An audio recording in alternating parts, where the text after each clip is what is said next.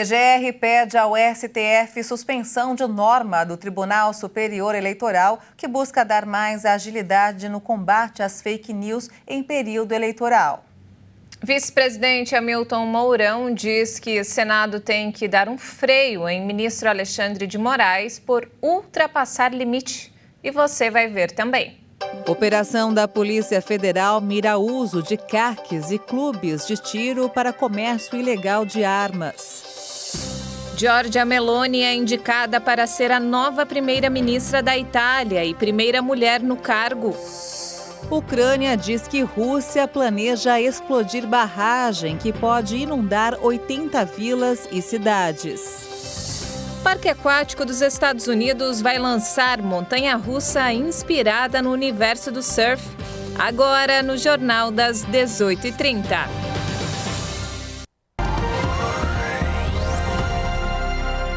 Olá, boa noite. São 18h31 pelo horário de Brasília. Boa noite. Você acompanha agora as principais notícias do Brasil e do mundo desta sexta-feira.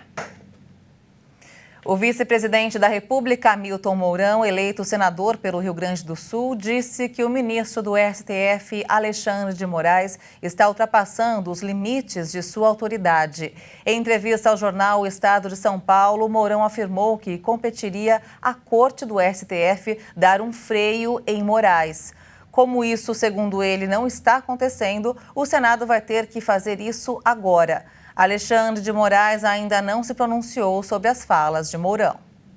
A Procuradoria-Geral da República acionou o Supremo Tribunal Federal hoje contra trechos da resolução do Tribunal Superior Eleitoral que busca agilizar a retirada de conteúdo com desinformação das redes sociais no período eleitoral. A Procuradoria quer a suspensão imediata. Pela resolução aprovada nesta quinta-feira, o conteúdo falso poderá ser retirado do ar sem a necessidade de múltiplos processos judiciais. O Tribunal Superior Eleitoral já recebeu pedidos de reforço das forças federais para o segundo turno das eleições. Os estados acionaram a Corte para garantir a segurança nas eleições.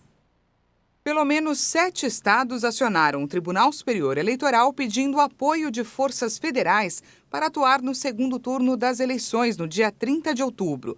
As principais justificativas para esses pedidos foram relacionadas à segurança e também à dificuldade das zonas eleitorais no transporte das urnas. De acordo com a lei, a ajuda da Força Nacional de Segurança ou das Forças Armadas pode ser solicitada pelos juízes eleitorais sempre que for necessário assegurar o direito do eleitorado de exercer a cidadania por meio do voto e escolher os representantes com tranquilidade. Os estados que solicitaram o apoio são Ceará, Tocantins, Pará, Rio de Janeiro, Mato Grosso do Sul, Maranhão e Mato Grosso.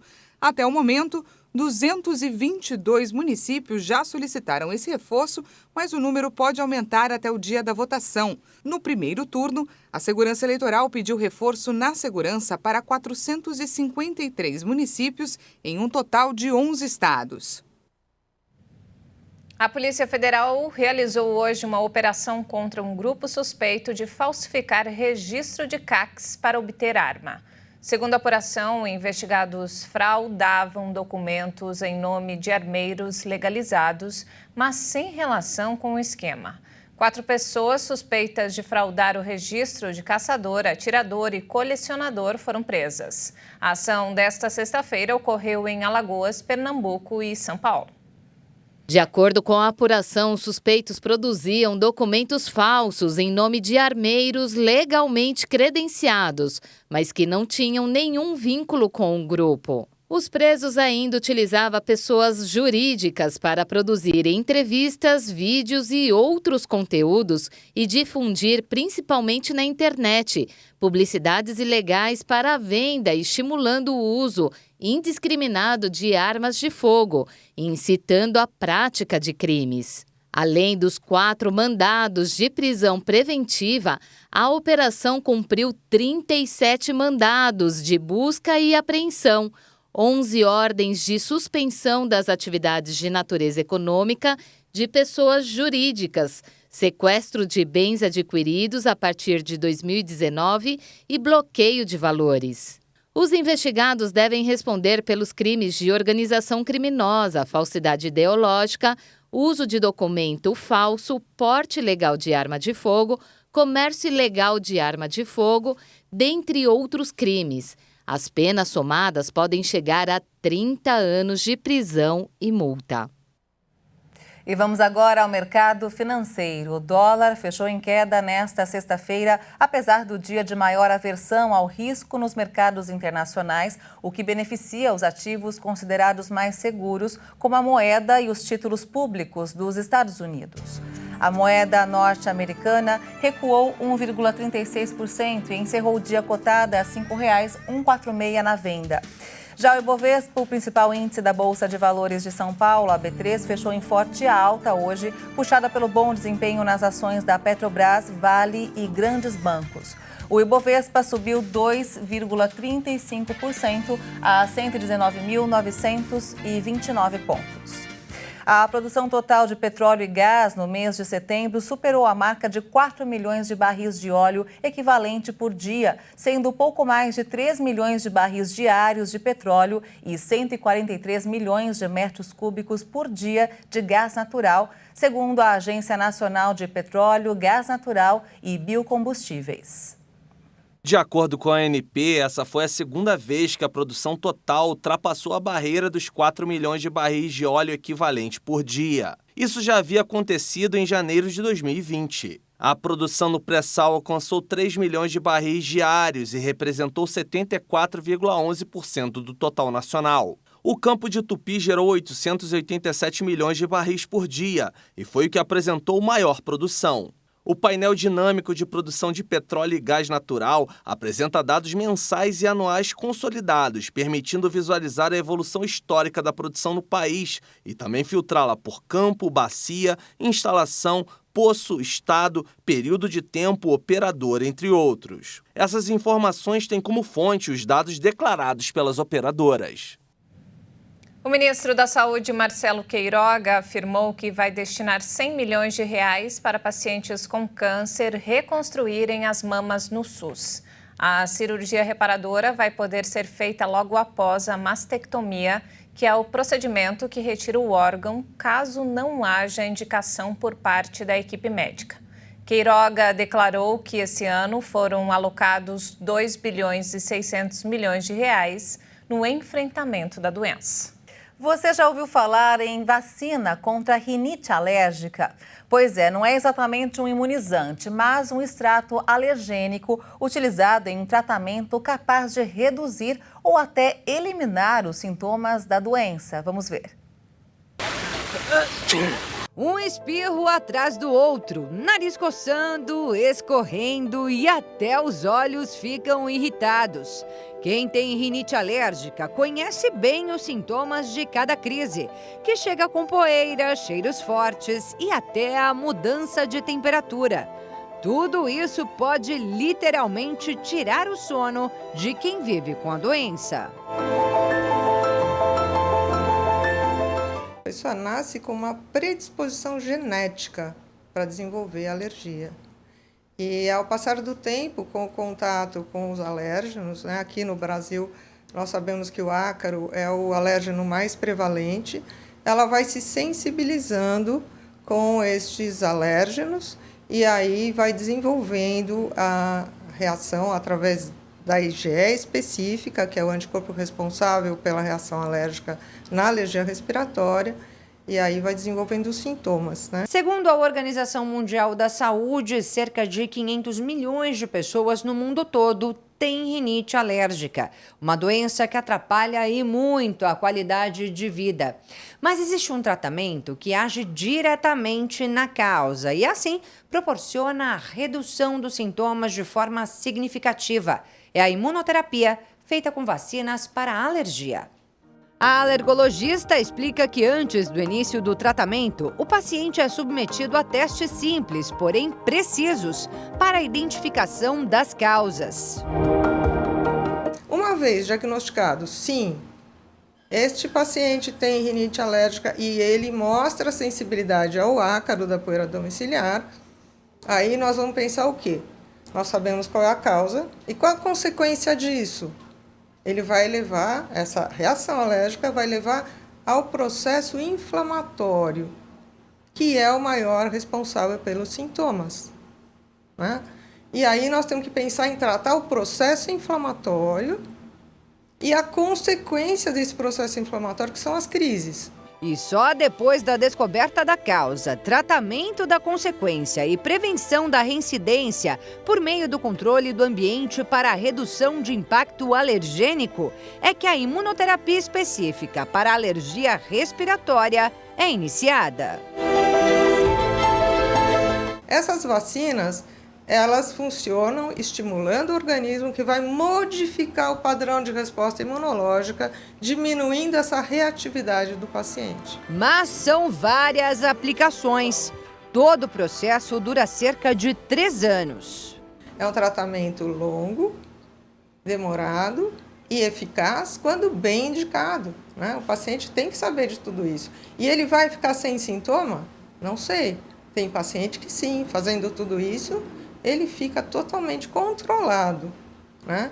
E em algum período da vida ele pode ser reestimulado eventualmente e voltar a ter sintomas. Ele tem que ter essa consciência, né? E as crises, nós vamos tratar com medicamento de crise. Então, existe toda essa complexidade no tratamento de um paciente que tem rinite alérgica para a gente conseguir o êxito, que é deixar o paciente bem e praticamente sem sintomas ou sintomas esporádicos. E veja a seguir. Ucrânia diz que Rússia planeja explodir barragem que pode inundar 80 vilas e cidades. E ainda, Parque Aquático dos Estados Unidos vai lançar montanha-russa inspirada no universo do surf. Os detalhes em instantes, até já.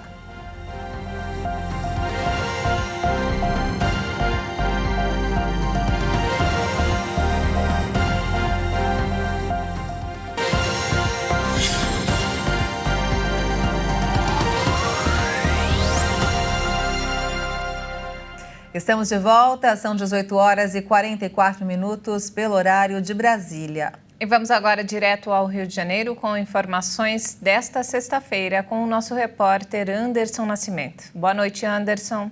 E entre os dias 21 de outubro e 20 de novembro, o bacalhau será o grande destaque do CADEG, Centro Hortifrutigranjeiro, em Benfica, na zona norte do Rio. A 10ª edição do Festival do Bacalhau CADEG trará pratos exclusivos com peixe e promoções especiais de massas, azeites e cestas de produtos natalinos. Além do cardápio temático e preços diferenciados, o festival promoverá ainda workshops de chefes de cozinha que vão falar sobre as formas de preparo do bacalhau. O CADEG fica na rua Capitão Félix 110, Benfica, no Rio de Janeiro. E para fechar, Zagallo ganha uma estátua no Museu da Seleção Brasileira. Zagallo é o maior vencedor da história da Seleção Brasileira, como jogador, técnico e coordenador técnico. E agora, ele está eternizado no Museu da Seleção Brasileira. Mário Jorge Lobo Zagallo, de 91 anos,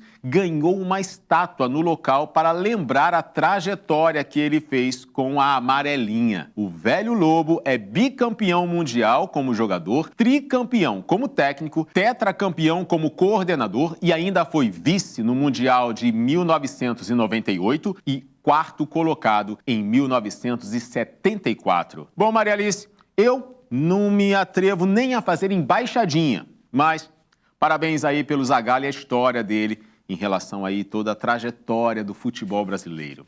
Maria Alice e Juliana, eu fico por aqui. Um ótimo fim de semana para todos. Eu volto segunda-feira com mais informações do Rio. Até lá. Pois é, Anderson, se você não faz embaixadinha, imagina a gente. A gente também não, viu, Anderson? Anderson, um ótimo fim de semana para você e obrigado pelas informações. Obrigada e até segunda, Anderson. E olha só, a Bienal Internacional do Livro de Brasília começa hoje e vai até o dia 30. O repórter Dionísio Gonçalves traz mais informações. Com o tema A Transformação Começa Aqui, a 5ª Bienal Internacional do Livro de Brasília volta a receber o público presencialmente após 2 anos parada por conta da pandemia.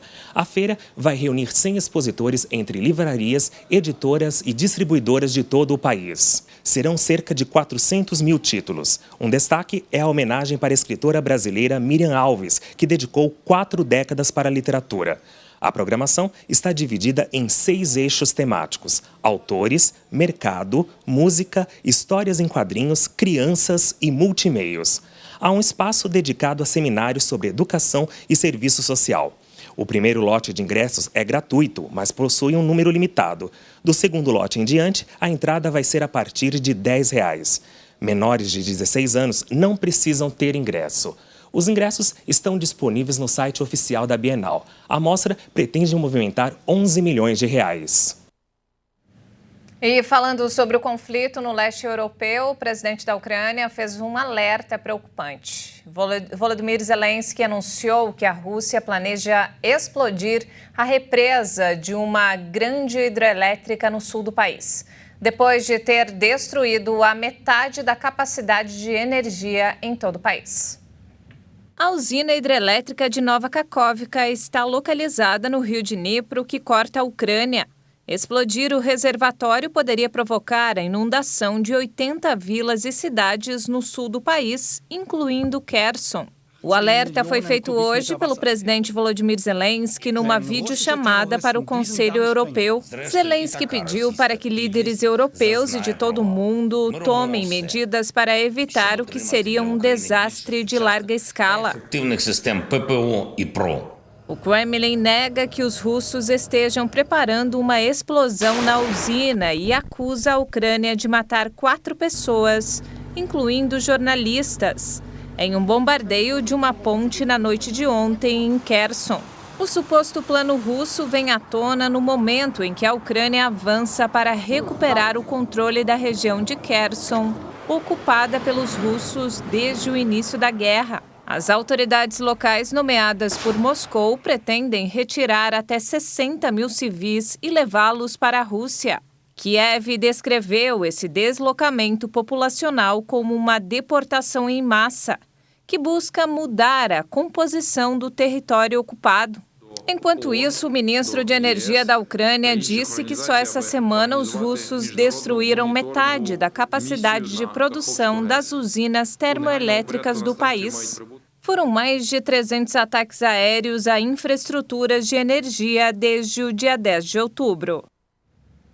O mundo acompanha a grave crise política e econômica no Reino Unido, agravada com a renúncia da primeira-ministra Liz Truss, depois de ficar apenas 45 dias no poder. O Reino Unido pagou juros recordes por suas emissões de títulos da dívida em setembro, em um cenário de aumento da inflação e queda nas vendas no varejo, em meio à crise política e econômica do país. Em um momento de incerteza que se aprofundou com a renúncia da primeira-ministra Liz Truss, os indicadores econômicos refletem a instabilidade política. Os juros da dívida britânica alcançaram 7 bilhões e 700 milhões de libras em setembro. O valor é 2 bilhões e meio a mais do que no mesmo período de 2021, o nível mais elevado desde o início da série de estatísticas mensais em 1997. O Escritório Nacional de Estatísticas informou em um relatório que, desde meados do ano passado, a carga da dívida do Estado aumentou consideravelmente, mas não por um aumento da dívida, e sim, em grande medida, devido à inflação. Em meio ao caos e incerteza política, o país registra os piores índices de inflação do G7, com um aumento de mais de 10% dos preços ao consumidor, crescimento nulo, crise energética e aumento do custo de vida. Este cenário pesou consideravelmente no consumo e as vendas no varejo caíram 1,4% em setembro, na comparação com agosto, mês em que a queda foi ainda mais acentuada e registrou menos 1,7%. E já tem candidato na corrida pela vaga de primeiro-ministro do Reino Unido. Boris Johnson é cotado para substituir Truss, mesmo após a série de escândalos que marcaram o seu governo. A líder de extrema-direita, Giorgia Meloni, foi nomeada primeira-ministra italiana hoje, tornando-se a primeira mulher a chefiar um governo na Itália. O partido de Giorgia venceu as eleições legislativas de 25 de setembro, mas precisa de apoio externo para formar um governo. A nomeação de Meloni é um evento histórico para a terceira maior economia da zona do euro e para seu partido, que nunca governou. A mulher de 45 anos já começou a nomear os ministros que vão ser empossados no sábado, diante do presidente Sérgio Mattarella. Os primeiros nomes incluem Giancarlo Giorgetti, no Ministério da Economia, que serviu no governo anterior de Mário Draghi. As consultas para formar um governo foram ofuscadas por divergências sobre o apoio de Meloni à Ucrânia desde a invasão russa, com seus 2 possíveis parceiros de coalizão, ambos considerados próximos de Moscou. Apesar da postura eurocética, a nova premier tem sido firme em seu apoio a Kiev, alinhada com a União Europeia e com os Estados Unidos.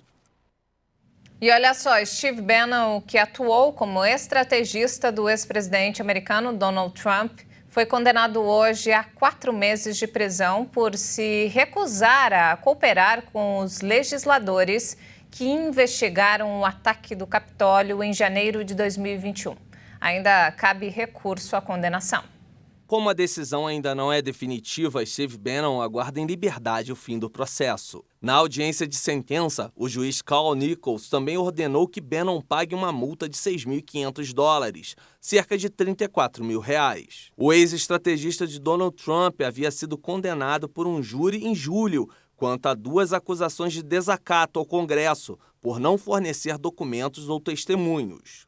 Cada uma das 2 acusações poderia ser punida com um mínimo de 1 mês e um máximo de 1 ano de prisão e uma multa de até $100 mil. O juiz acabou optando por uma pena menor. Na última segunda-feira, os promotores pediram ao magistrado que sentenciasse Bannon a 6 meses de prisão, enquanto os advogados de defesa buscavam liberdade condicional.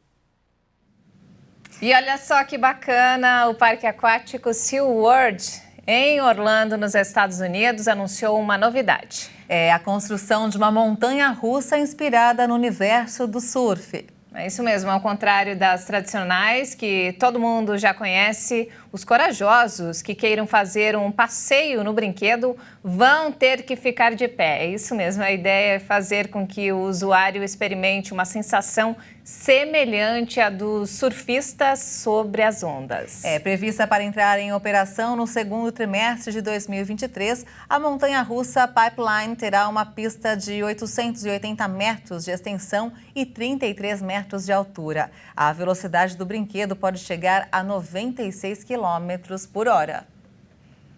Você encararia, Ju? Eu não, morro de medo de altura. Bom, e é isso aí, o Jornal das 18h30 fica por aqui. Um ótimo fim de semana para você. Obrigada pela companhia e ótimo fim de semana para você. Até mais.